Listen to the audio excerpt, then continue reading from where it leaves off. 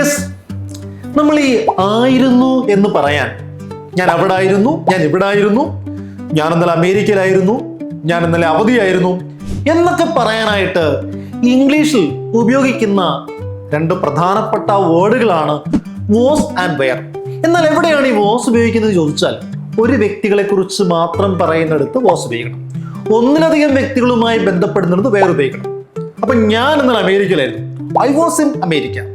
ഞാൻ ഇന്നലെ അവധിയായിരുന്നു, I was absent or I was on leave. എന്നാൽ അവർ അവധിയായിരുന്നു, they were absent. അവർ അമേരിക്കയിലായിരുന്നു, they were in അമേരിക്ക.